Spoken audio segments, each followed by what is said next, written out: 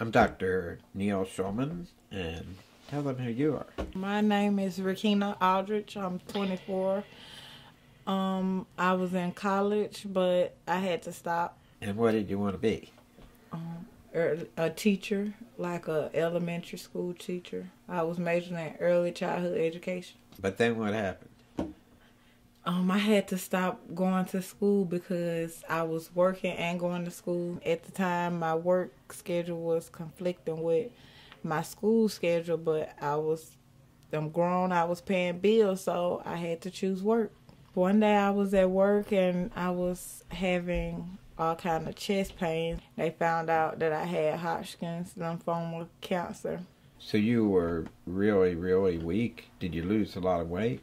I lost a lot of weight. I lost like 30 or 40 pounds. When I found out that I had cancer, it was hurting, it was touching because I had no way of getting help. Like I had no way of getting healed. I had no medical insurance, no kind of insurance. So it hurt it. It hurt it real bad. When you couldn't get treatment for your cancer, then you just went back to work? I just went back to work. I just was like, I can't try to fight getting insurance and keeping a job. So my first choice was just go back to work. You got to get insured one day, but I just had to go back to work for then. When you told me about the cancer you have, I knew that cancer could be cured, But since you weren't eligible for Medicaid because, it hadn't spread,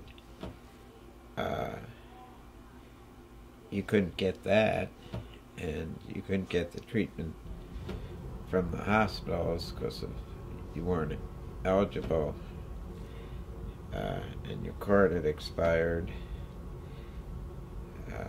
It just seemed to me so sad, I can honestly say I've been through enough to know that, yeah, we really do need that health care because some of us can't afford it. Some of us don't have children. Like, I couldn't get no Medicaid, no type of assistance because no food stamp, no type of assistance because I don't have children. I was fortunate to get to meet you and to connect you with a man who was a wonderful man and agreed to let you be treated even if they weren't going to get any money for your care. Everything happens for a reason, and I think God put me and Doc together, the doctor that helped me, because he wanted me to be a voice, and he also wanted him to help other people out. There's great medical care in this country for people who have money, who have resources, who have insurance. Even for older people who get Medicare. But for young people who have curable diseases like yours, cancer, they suffer. They go back and forth to emergency rooms. It costs lots of money. And it's like taking somebody and dragging them on the street until they die. I think that it should be a way where everyone can have Medicaid. No one is excluded by age, color, height. Everyone should be equal to get that insurance, and whenever they have a problem, if they don't have that insurance or Medicaid yet, to still be able to be seen, and while they're being seen, have someone getting on that, making sure that from this point on they're going to have Medicaid, or from that point on they're going to be able to be seen. We've got to connect the haves with the have-nots, and they've got to see that there are people like you who are wonderful people and are working hard and just want to be a good person.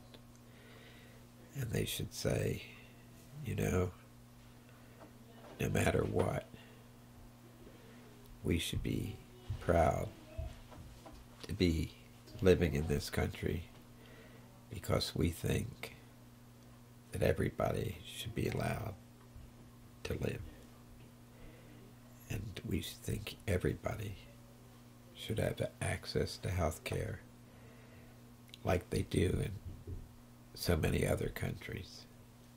We're a rich country, and all of us should chip in and make sure that this happens.